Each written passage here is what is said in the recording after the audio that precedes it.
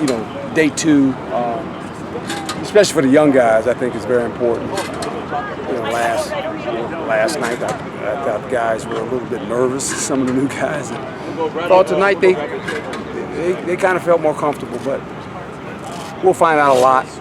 Obviously, we start putting pads on because that's when it kind of becomes a level playing field for everybody. And the pads are not. We're not scrimmaging tomorrow, but I just think the pads bring on a different dimension. We'll see how they react tomorrow, but I think I like what I saw tonight. I talked to them about, hey, you know, the only thing you can control is how you compete, alignment, assignment, and technique, and those are the things that you got to be able to do. And I think tonight some guys did a better job of that, so it's fun to watch. First play on 7-on, and Jaden hits Frank for the touchdown on the big play down here. What do you think of that? That's what good quarterbacks do. I'm hoping that it doesn't happen to us in real life, but hoping it happens to the other team. But yeah, and, you know, Frank can run, and Jaden he's an accomplished player. I thought him and Joey did some good things tonight. I thought Ethan did some things all of a sudden. You know, we kind of moving him around, and he's starting to find his way on how he can help us offensively. You know, Sterling do some good balls at times too. So I like the competition. To be quite honest. I mean, do you, the coaches, see something in Ethan's high school career that he's pretty solid wide receiver? Showed it tonight. I know a lot about Ethan. Trust me. And, he was a rascal. People know that. He's an athlete, and I think the more you can recruit athletes, the better team you're going to become. And then you just find a spot for them. You just find a spot for them. You just get good athletes, and they can generally do a lot of things. And so he's a guy that has those traits. We got a couple on defense too that are good athletes. We got some kids that could play wide receiver if they had to. So that's kind of fun when we have those kind of guys in the roster. And the fact that he understands all the nuances of a quarterback probably helps him to be a good wide receiver. Yeah, there's no doubt about that, because the thing for him is he's getting to work at quarterback in that developmental period, which will help us. Because he's the guy that all of a sudden you put in the game with whoever the starting quarterback is, you got an issue. And I just say that as a defensive coach, because you don't know what it's going to be. And so that's part of what we're trying to develop as well. You think of him as a wide receiver now, though? No, I just think he's like the guy in New Orleans, whatever you want to call him. Okay. He's a jack of all trades, kind of does everything. Slash. Yeah, and the more he gets comfortable with our offense, and I've already told him, I said, look, I'm gonna try to get you on defense too, maybe a package or something, because he's a football player. He just wants to play. And somebody, coach, I just want to play. I said, I know, you're gonna play a lot, because he can help us, and he's a good player. And we're not gonna put him in a situation where he can't be successful.